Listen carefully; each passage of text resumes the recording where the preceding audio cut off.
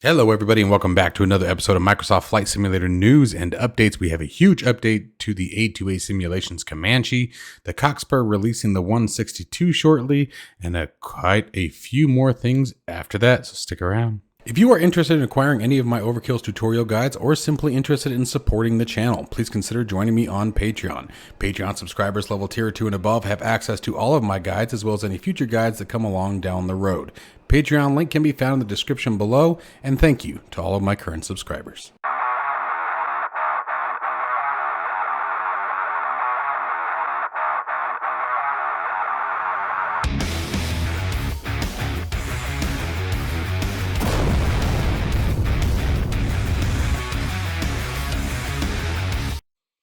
All right, you guys. So coming right out of the gate, the A2A Comanche has received a massive update. One that I am very, very happy to share with you guys here. A link to this will be down in the description below where you guys can find this for yourself and read through it. It is quite extensive. Some of the things that I am really happy about is, so first off, they added a VR camera specifically for virtual reality. The other big thing that they did that I was really happy with is they added compatibility with things like FS Hub, On Air, and I'm assuming NeoFly as well, which we will be testing tomorrow. So stand by for that. Really, really excited about that. They've also fixed a ton of other animations and other performance factors of the aircraft, and then some of the odd behaviors, and one that I even experienced, for example, the undesirable trim effect that happens when you engage the autopilot because of the use of the default Microsoft Flight Simulator trim system. So that being adjusted is definitely a very, very welcomed change to the aircraft. Super, super excited for this. This aircraft is already, in my opinion, the best general aviation aircraft possible for Microsoft Flight Simulator at this time. Obviously, we have many more things coming down the road, so that could very easily change. But this is this is such a good changelog, and this is only their first one. They really went above and beyond and really pushed through a lot of things here. This one actually kind of made me giggle, I have to say. Anything that was set to a 5 times failure rate was going at 1,000 times failure rate. So that's good to know. I'm glad they fixed that. I'm glad I didn't experience any of that.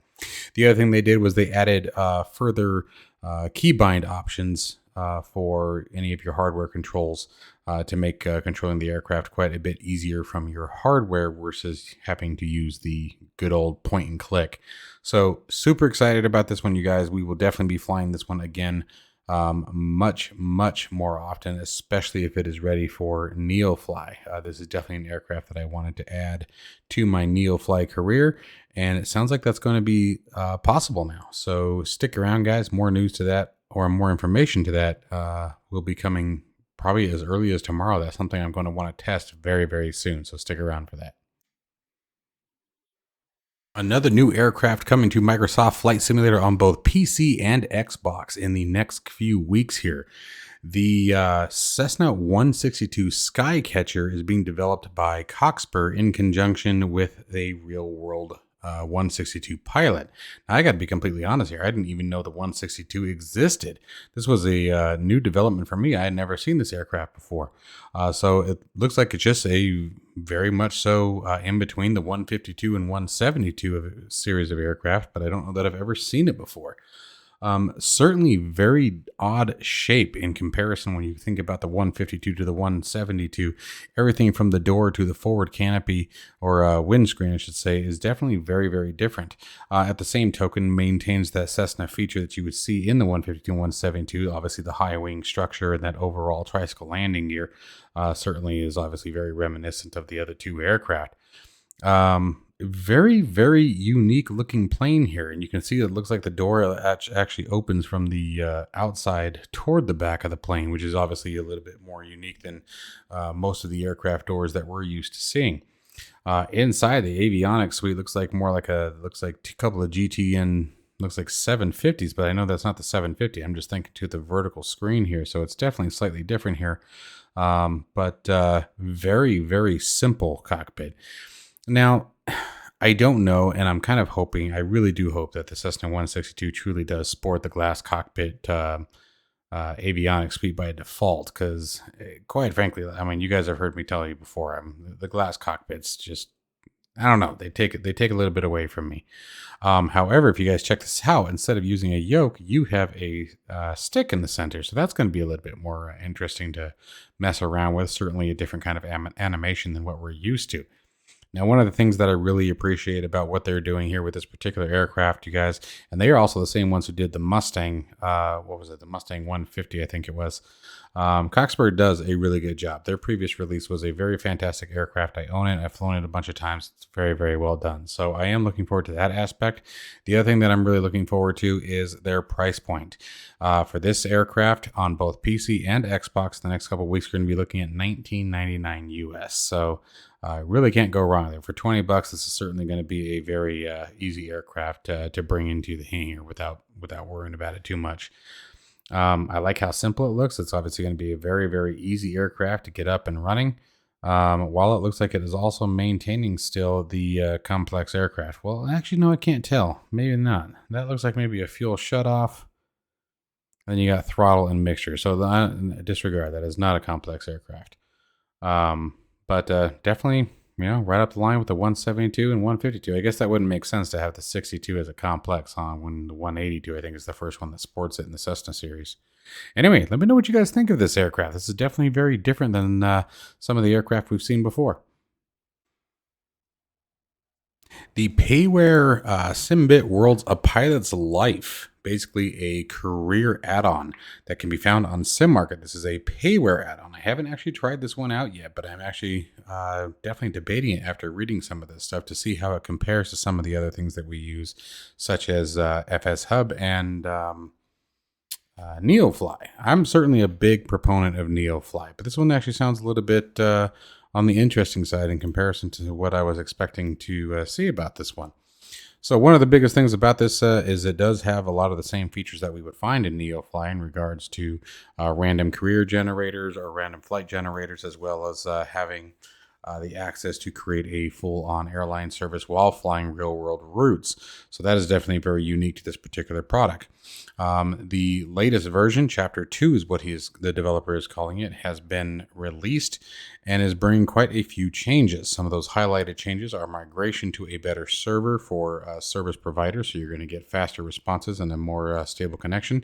Improved application database connection model, again, enhancing the performance of the software itself and giving you a more stable connection to the database.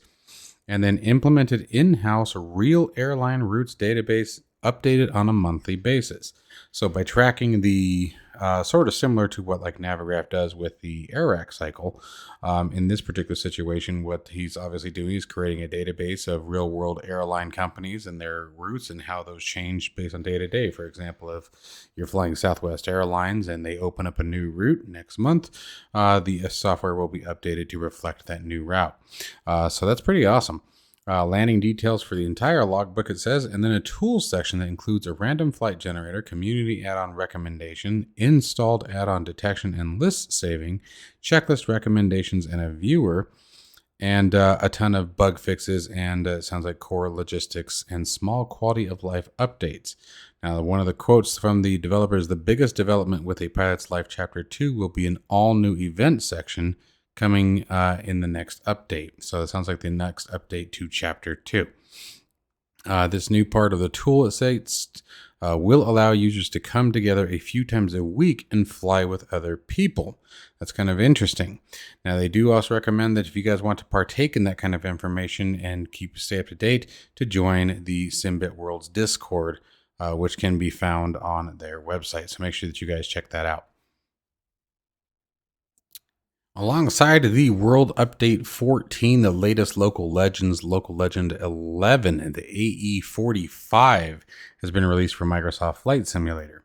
The AE45 is a twin-engine, low-wing utility aircraft developed and manufactured by Aero. I'm gonna butcher this. Vadokody. in Czechoslovakia. That's the best I got. A total of 162 AE-145s were built, and this was between the time frame of 1959 and 1963. This aircraft in particular for Microsoft Flight Simulator was another one developed by Aeroplane Heaven. Aeroplane Heaven has a very good reputation with Microsoft Flight Simulator and the aircraft that it has produced thus far. Now, the really cool thing about this for you Xbox users is available there as well. Of course, being a part of the local legends in the World Update 14. It can be purchased in the InSim marketplace for $14.99. Now, this aircraft looks very, very unique to me and definitely has, you know, this isn't meant in a negative way whatsoever, but Russian, or I should say just that region, not just limited to Russian, obviously just from Czechoslovakia.